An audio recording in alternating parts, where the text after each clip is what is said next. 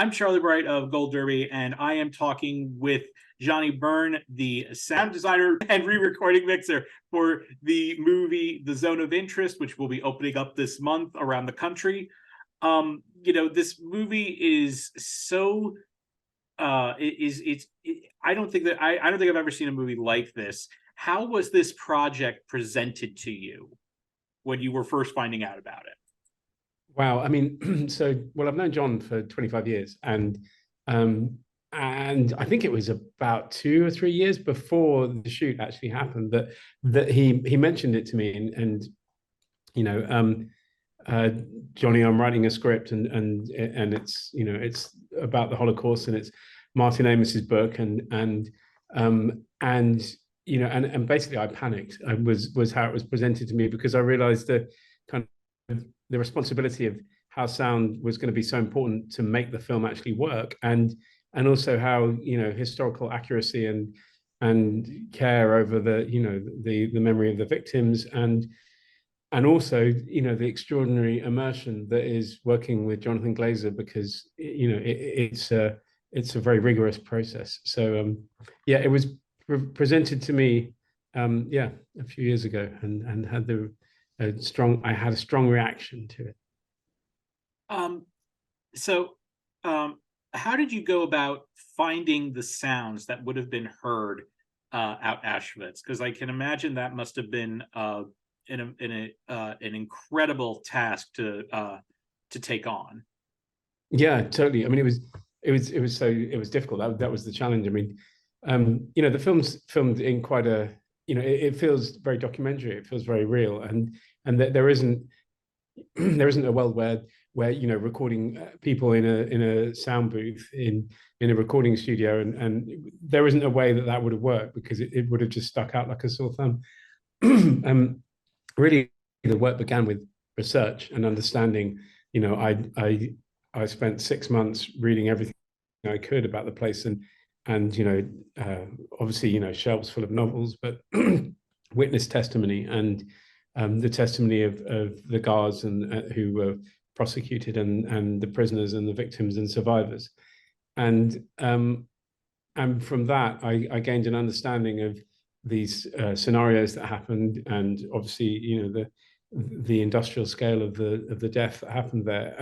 So I made a document that was about 600 pages long, that it catalogued all the kind of the planes and automobiles and guns and everything that I needed to record, but more importantly, what to go and find so that I could reenact. And so some of it was recording with actors in outside locations that were correct and specific.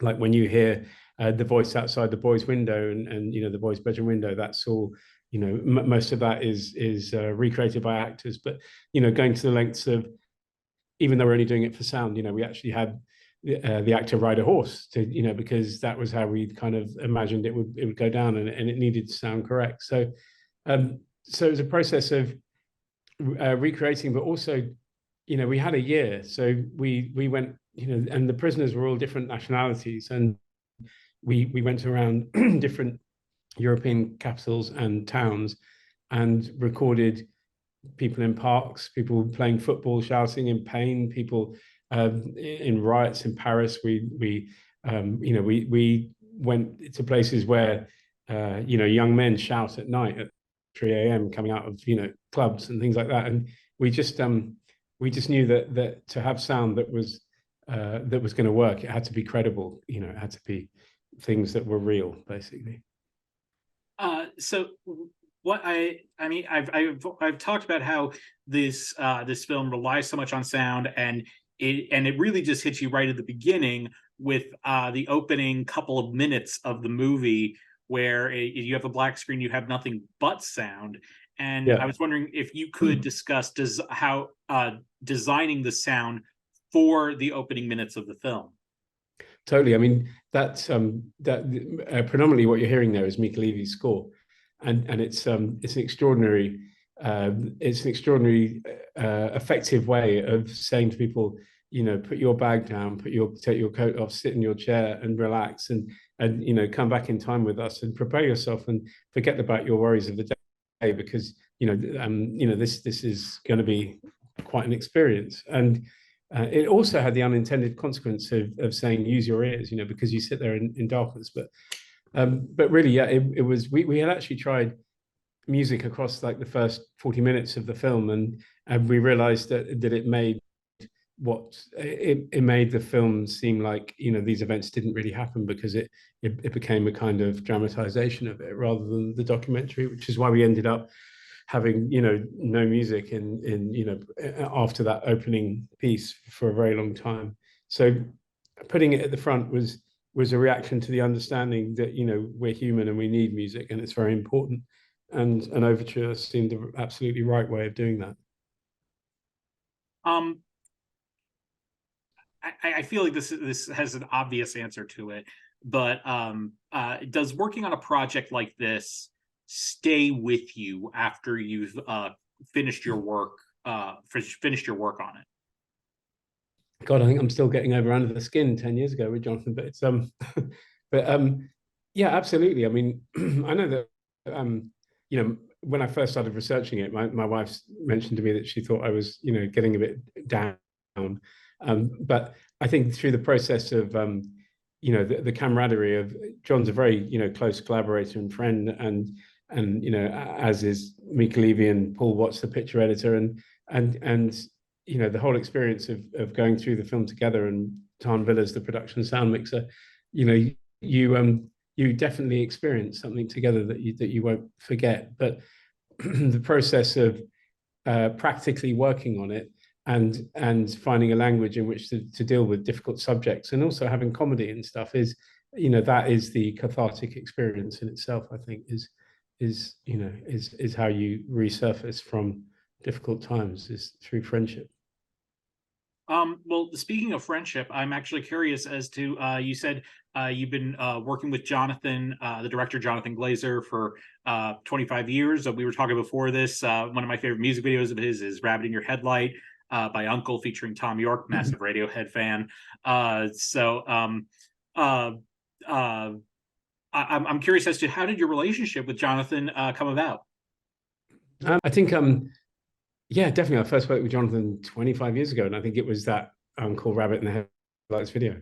And I worked at a recording studio in London that specialized in short form work.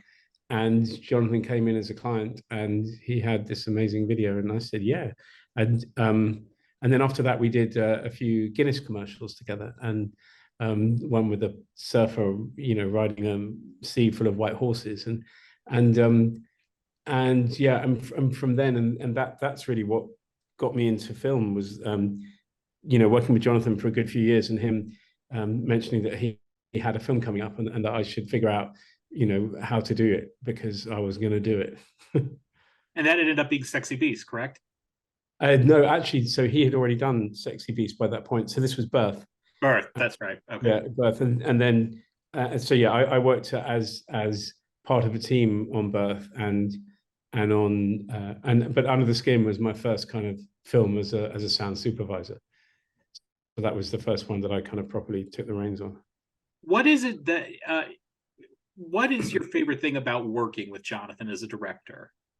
Oh my goodness! So when I can read a script with Jonathan, but when I see the rushes that come in on the daily, you know, returns from the shoot of the day, it's always so completely different from what I could have possibly imagined. And I think that's because he's just so good at on the day, and this may be filming, or it may be talking to composer, or it may be when he's picture editing, or with an actor. When he sees something that he thinks is the good bit, he's quite happy to pivot his whole, you know, whole format of filmmaking around a new, better idea.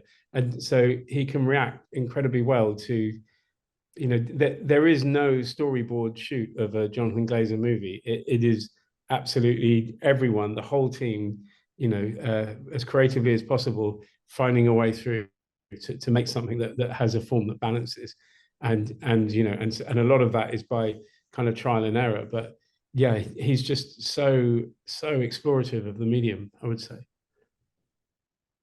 When you saw Zone of Interest for the first time, was there any scene where you saw the work that you had done specifically with the sound, and you said to yourself, you feel like that really just helped accentuate the feel of that moment? Absolutely. I mean, I was considerably flawed when, when I saw the film work for the first time in terms of its soundscape, because John and I had logically discussed it as thematically for a few years. And in our initial, it was important to note that we kind of saw it as two different films. Like film one would be the film that you see in the family drama, and film two was this other soundscape, a completely different film that we overlaid on top. And we kind of completed film one pretty much, did the sound mix on it. And before we wanted to introduce film two, because we felt that film two shouldn't inform film one because, they're not listening. So, so we got all, we were like 9 months into post-production before we even put any sounds from the camp on the film. And when we did at first, we did it quite gingerly, a few here and there and tentatively and respectfully. But it was only when it was actually a conversation with production sound with the set designer Chris Oddy, who said, this was a place of huge industry, to make sure it's remarkably busy sounding, and we introduced the layer of the sound of the crematoria and the machinery of the camp. And there were textile machines, and they made armaments, and we created this sound that was representative of the machine of death, and it runs throughout the whole time whenever we are at Auschwitz in the film. And seeing that work and having the mundane life of the Höss family put against this pervasive, ambient, subtle but genocide was just extraordinary. Seeing that work for the first time, and I was very surprised by, and it was amazing because it was the whole process up until that point had been a leap of faith, really, from the financiers and from everybody. The actors did not hear any of this sound when they were filming. Some of the crew in Poland, Jonathan told me, had said to him, when are you going to film the bad stuff? I thought this was a Holocaust movie, and so yes, seeing the film pay off was hugely rewarding, but mesmerizing. Well, Johnny, thank you so much for joining us. We wish you all the best over this season. And to all of our viewers, please like, subscribe, and favorite this video. And don't forget to keep going to goldderby.com to make your predictions in advance of all the awards nominations coming up this season. Thanks so much. Thanks, Charlie.